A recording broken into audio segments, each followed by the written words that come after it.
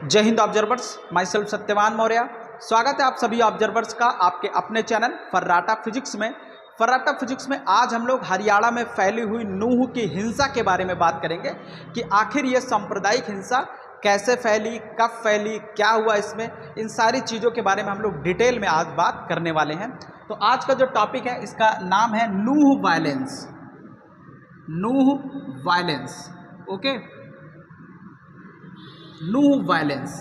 तो इसमें क्या क्या चीज़ें हम लोग कवर करेंगे। सबसे पहले देखेंगे कि ये इसकी शुरुआत कहाँ से हुई, इसका ओरिजिन क्या है, और इसकी इंटेंसिटी के बारे में बात करेंगे कि कितना पावरफुल ये पावरफुल इन द सेंस कि कितनी बर्बरता से ये हिंसा जो है की गई है, उसकी बात हम लोग करेंगे। इंटेंसिटी इसकी क्या थी, तीव्रता क्या थी हिंसा की, और उसके बाद तीसरा हम लोग बात करेंगे क्या क्या इसमें लॉसेस हुए, और चौथा हम लोग बात करेंगे कि गवर्नमेंट ने क्या क्या एक्शन लिए, गवर्नमेंट एक्शन। पांचवा हम लोग बात करेंगे कि क्या क्या हमें जो है हमारी रिस्पॉन्सिबिलिटी क्या है कि जब किसी अपने देश में हिंसा होती रहे तो हमें क्या करना चाहिए। तो हम लोग देखेंगे कि प्रिकॉशन नहीं बोलेंगे, प्रिकॉशन तो नहीं बोलेंगे, मतलब एक हमारे लिए आप ये बोल सकते हैं कि हमारी रिस्पॉन्सिबिलिटी क्या होनी चाहिए, तो उस पर हम लोग बात करेंगे। सावधानी क्या होनी चाहिए, तो ये सारी चीज़ों पे हम लोग कवर करने चल रहे हैं। तो सबसे पहले ओरिजिन पे देखेंगे। हम लोग ये देखने चल रहे हैं कि हिंसा की शुरुआत कैसे हुई, ऐसा कौन सा तार था, ऐसी कौन सी चिंगारी थी जो इस हिंसा की शुरुआत करती है, और वो चिंगारी कब से चली आ रही है, उस चिंगारी का तार कितने दिन पहले से जुड़ा हुआ है और किस केस से जुड़ा हुआ है। तो इस सारी चीज़ों की आज हम लोग बात करने चल रहे हैं। तो सबसे पहले देखिए फरवरी में क्या होता है। फरवरी महीने में दो character Junaid and Nasir, Junaid and Nasir, Junaid and Nasir रहते हैं, और ये एक पर्सन इसमें से राजस्थान के हैं, एक पर्सन हरियाणा के हैं। कुछ कैरेक्टर ऐसे हैं जैसे रिंकू हो गए, उसके बाद श्रीकांत हो गए, एक कैरेक्टर कोई और है, सपोज उनका नाम अभी याद नहीं है, रस्सी। तो देखिए ये लोग क्या कर रहे हैं कि गाय की तस्करी कर रहे हैं, काऊ सप्लाई। और ये लोग क्या हैं, हिंदू, ये लोग हिंदू हैं और काऊ प्रोटेक्ट करते हैं, ये लोग काऊ प्रोटेक्ट्स। तो ये लोग जो है गौ रक्षा की बात करते हैं, गाय को बचाने का काम करते हैं। तो जब इन्होंने देखा कि हरियाणा में जुनैद और नासिर लोग गाय की तस्करी कर रहे हैं, तो इन लोगों ने क्या काम किया कि जुनैद और नासिर को पकड़ा और इनको बुरी तरह पीटा गया, बुरी तरह। ये सब फरवरी का केस चल रहा है। बुरी तरह इनको पीटने के बाद हरियाणा के जो, अच्छा ये सब क्या है, इन्फॉर्मर भी थे, कहाँ के इन्फॉर्मर है, किसके, हरियाणा पुलिस के। हरियाणा पुलिस के ये लोग क्या थे, इन्फॉर्मर थे। तो जब ये लोग क्या करते हैं कि जुनैद और नासिर को जब थाने में लेके जाते हैं, तो हरियाणा पुलिस इनको कहती है कि भैया आप लोग जो है इनको लेके जाइए, क्योंकि इनकी हालत मरने जैसी हो जाती है, जुनैद और नासिर की। तो अगर ये पुलिस स्टेशन में मर गए तब तो ये जो है खतरा बन जाएंगे, इनके लिए भी, इनके लिए भी। तो इसलिए हरियाणा पुलिस ने रिंकू और श्रीकांत और जो एक कैरेक्टर है जिन पर आरोप लगा हुआ है, उनको बोल दिया गया कि आप लोग जुनैद और नासिर को थाने से लेकर चले जाइए, और इनको राजस्थान के जो पुलिस स्टेशन है वहाँ पे इनकी बात करिए, नहीं तो हम भी फंस जाएंगे। इस तरह से हरियाणा पुलिस ने इनका पल्ला झाड़ लिया। तो फाइनली इनकी जो है सुबह पता चलता है कि इनकी बुलेरो में जलाकर जो है इनकी हत्या कर दी गई, इनकी मौत हो गई। तो इस वजह से पूरे देश में जुनैद और नासिर की हत्या को लेकर कोहराम मचा हुआ था। और तो इस तरह से इसमें एक कैरेक्टर आते हैं, इनका नाम है मोनू मानेसर।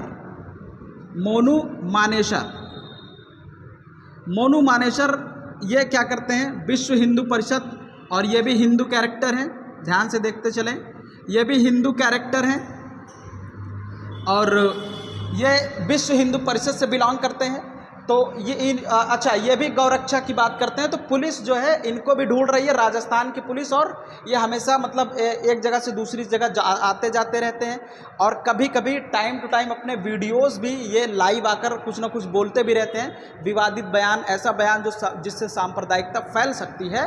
तो वो सारी चीज़ें ये बोलते, लगभग मोनू मानेसर बोलते रहते हैं। तो इनको लगभग पुलिस ढूंढती रहती है, हरियाणा की पुलिस और राजस्थान की पुलिस, लेकिन अभी तक इनको जो है कवर नहीं किया गया है। ठीक है, तो मोनू मानेसर ने 29 या 30 जुलाई को, अब ध्यान से देखिएगा, मोनू मानेसर 29 या 30 जुलाई को ये एक वीडियो जो है अपलोड करते हैं जिसमें ये कहते हैं कि हरियाणा के नूह में 31 जुलाई को एक शोभा यात्रा निकलेगी जो नन्हड़ ध्यान से देखते चले, नन्हड़ शिव मंदिर से निकलेगी। तो उसमें जो है सभी श्रद्धालु ज़्यादा से ज़्यादा संख्या में आए और उसके बाद उस जो शोभा यात्रा निकलेगी नन्हड़ शिव मंदिर से, उसमें मैं भी आऊँगा। ये मोनू मानेसर के पीछे इल्ज़ाम ये है कि ऐसा लोग बोल रहे हैं कि जुनैद और नासिर की हत्या के पीछे मोनू मानेसर का भी हाथ है। इसलिए लोगों का जो गुस्सा है, जो मुस्लिम समुदाय है, वो मोनू मानेसर के ऊपर काफ़ी गुस्सा है और मोनू मानेसर को ढूंढ रही है। अब जब मोनू मानेसर ने अपना वीडियो जारी कर दिया कि 31 जुलाई को जो शोभा यात्रा निकलेगी नन्हड़ शिव मंदिर से, और वो कहाँ से होके जाएगी, वो कहाँ से होके जाएगी, ध्यान से देखिएगा, वो जा रही है आपका जो है झीर मंदिर, मनसा देवी मंदिर, झीरपुर के झीर मंदिर से होके जाएगी, मनसा देवी मंदिर से होके जाएगी, ओके। और पुराहना के शिव मंदिर तक जो है ये शोभा यात्रा निकल के इसको जाना था।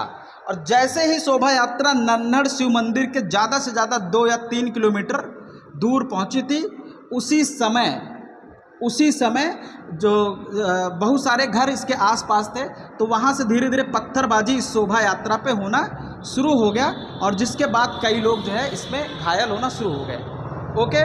तो कहने का मतलब ये हुआ कि अब ध्यान समझिएगा, ये जो पत्थरबाजी शुरू हुई, ये जो एक तरीके से चैलेंज जो था किसके लिए, इसके लिए जो शोभा यात्रा निकल रही थी कि हम अपनी यात्रा को कंप्लीट करेंगे, वो चैलेंज कंप्लीट नहीं हो पाया है।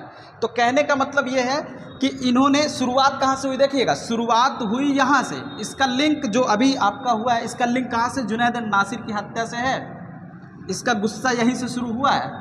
और उसके बाद मोनू मानेसर ने जब बोला कि 31 जुलाई को वो इस शोभा यात्रा में पार्टिसिपेट कर रहे हैं, उसी वजह से इनकी हत्या हुई, इनके हत्या के समर्थन में मतलब इनकी हत्या से जो गुस्साए हुए लोग थे, जो मुस्लिम समुदाय था, उन्होंने इस शोभा यात्रा पर अटैक कर दिया। उनको ये लगा कि मोनू मानेसर भी इस शोभा यात्रा में है कहीं ना कहीं, तो वो लोग इस वजह से इस शोभा यात्रा पे अटैक कर दिए।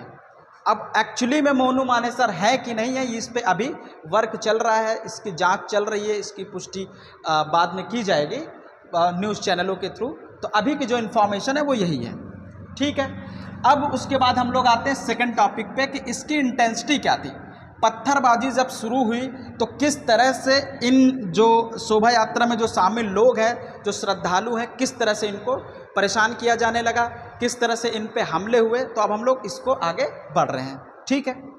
चलिए अब हम लोग आगे चलेंगे, इंटेंसिटी क्या क्या थी, ठीक है।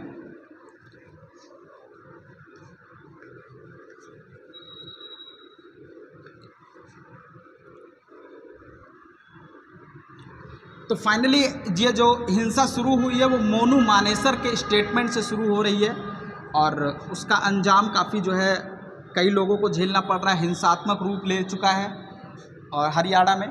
और अब उसकी इंटेंसिटी क्या क्या थी, इंटेंसिटी बड़ी खतरनाक थी। इंटेंसिटी में जैसे नन्हड़ शिव मंदिर है, नन्हड़ शिव मंदिर चारों तरफ से ऐसे मान लीजिए एक हमने बना दिया, ठीक है। ये नन्हड़ शिव मंदिर है, नन्हड़ शिव मंदिर चारों तरफ पहाड़ों से घिरा हुआ है, चारों तरफ पहाड़ों से घिरा हुआ है। तो लोगों ने क्या किया, जो उपद्रवी थे वो क्या किया कि इस शिव मंदिर को चारों तरफ से जो है घेर लिया गया, चारों तरफ से घेर के इस पे जो है यहाँ पे जो श्रद्धालु आए थे इन पे फायरिंग स्टार्ट कर दी। और फायरिंग लगातार फायरिंग नहीं कर रहे थे, वो लोग रुक रुक के फायरिंग कर रहे थे। तो यहाँ पे आप सोचिए जो श्रद्धालु आए होंगे दर्शन के लिए नन्हड़ शिव मंदिर पर, काफ़ी डरे और काफ़ी सहमे हुए होंगे, है ना। उन पे क्या बीती हो, क्योंकि एक भी अगर गोली लग जाती तो सीधा आप डेथ हो जाती आपकी। तो इसलिए सब लोग बड़े सहमे थे, सब लोग सरकार का इंतज़ार कर रहे थे कि हमारे पास पुलिस फोर्सेस आए और हमें बचाए। और इन श्रद्धालुओं की जो गाड़ियाँ खड़ी थी, जैसे मान लीजिए यहाँ पे व्हीकल्स वगैरह सब खड़े रहते थे, ठीक है, व्हीकल्स यहाँ पे खड़े हैं तो व्हीकल्स को जला दिया गया, और यहाँ पे व्हीकल्स को जला दिया गया। और उसके बाद जैसे जो गाड़ियाँ मिलती थी उन पर जो है आग लगा दी गई, डंडे से मारा गया और काफ़ी महिलाओं को परेशान किया गया। अंधाधुंध तरीके से पत्थरबाजी हुई थी, दुकानों में आग लगा दिया गया। और आप देखेंगे तो कई कई वीडियोज़ ऐसे आए हैं कि जैसे गाड़ियाँ उल्टी पड़ी हैं, पुलिस की गाड़ियों में भी आग लगा दिया गया। नूह की जो साइबर थाना था वहाँ पे भी अटैक हो गया। पुलिसकर्मी और जो प्रशासन तंत्र था वो इस हिंसा के आगे बिल्कुल लाचार हो गया था। मतलब हिंसा बहुत ज़ोरों से फैली थी। जिस रात ये हिंसा हो रही थी, मतलब ये हो रहा था कि किसी तरह से ये रात जो है बीत जाए। और जो आग की भभकें थी काफ़ी ऊपर तक थी। अभी तक हम लोग ये देख रहे थे कि आसमान नीला दिखाई दे रहा था, लेकिन उन आग की लपटों से आसमान काला दिखाई देने लगा। चारों तरफ पूरा का पूरा आसमान काले धुओं से भर गया था। गाड़ियों के टायर जल रहे हैं, कई गाड़ियां ऐसे लाइन से लगी हैं सड़कों पर, सारी गाड़ियों पे आगजनी हो गई, तोड़ फोड़ हो गई। तो बहुत बुरी तरीके से इस हिंसा को अंजाम दिया गया है। फिर भी जैसे ही सुबह हुई तो प्रशासन ने अपना जो है स्टेप संभाला, लेकिन इसमें जो लॉसेज हुए, अभी जो रिपोर्ट आ रही है उसमें लॉस हुए 3 लोगों के डेथ होने की खबर है। 3 लोग के डेथ होने की खबर है। और अप्रॉक्स 35 जो व्हीकल्स हैं, जो 35 जो व्हीकल्स हैं उनको भी जला दिया गया। और उसके बाद कम से कम 45 के आसपास लोग क्या हैं, इंजर्ड हैं। 45 लोग के आसपास घायल हैं, ये आ रहा है। बाकी मुझे ऐसा लगता है कि अभी गाड़ियां और जैसे जैसे हम टीम वहां पहुंचेगी तो और भी चीज़ों को खंगालेगी, तो ये डेटा आपका बढ़ सकता है, तो लॉसेस हमारे बढ़ सकते हैं। ठीक है, जितने दुकानदार हैं सब वो एकदम अपनी दुकान छोड़ के भाग गए, और दुकानों में आग की लपटें सुबह तक जो है उसमें से कुछ ना कुछ धुआं निकल रहा है। तो आलम और बर्बरता उस समय बहुत ही दहला देने वाला था। ओके, और ये जो नूह की हिंसा थी, नूह की हिंसा धीरे धीरे आपकी बढ़ते मेवात से आपकी बढ़ते बढ़ते फिर शहाना तक आपकी जो है ये बढ़ती चली गई। ठीक है, तो कहने का मतलब, और ये सब ये एरियाज दिल्ली से ज़्यादा दूर नहीं है, दिल्ली के पास है। दिल्ली से कम 80 किलोमीटर, 80 या 70 किलोमीटर के आसपास का एरिया है, उससे सटा हुआ इलाका है।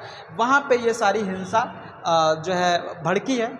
अब हम लोग देख लेते हैं कि गवर्नमेंट ने क्या क्या एक्शंस लिए इस हिंसा को कंट्रोल करने के लिए। ठीक है, चलिए, I am removing it.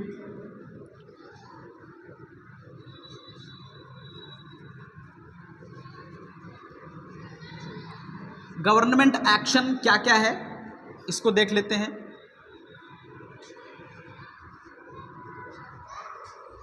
Government ने जो एक्शन लिया, सबसे पहले इन्होंने कर्फ्यू लगा दिया, कर्फ्यू वहाँ पे लग गया। और धारा 144 भी लगा दिया गया। इंटरनेट फैसिलिटीज़ भी ऑफ कर दी गई। ओके, इंटरनेट फैसिलिटीज़ भी क्या कर दी गई, ऑफ कर दी गई। और उसके बाद वहाँ पे पैरामिलिट्री की कम से कम आप समझिए कि 45 कंपनीज़ को तैनात किया गया। और जितना नूह का जो बॉर्डर वाला एरिया था उसको सबको सील कर दिया गया कि अब कोई भी गाड़ियाँ इधर से उधर नहीं आ जा सकता, कोई भी इधर से उधर नहीं आ जा सकता है। सारी चीज़ें बिल्कुल सील कर दी गई। और उसके बाद इसके जो होम मिनिस्टर हैं हरियाणा के जो होम मिनिस्टर हैं अनिल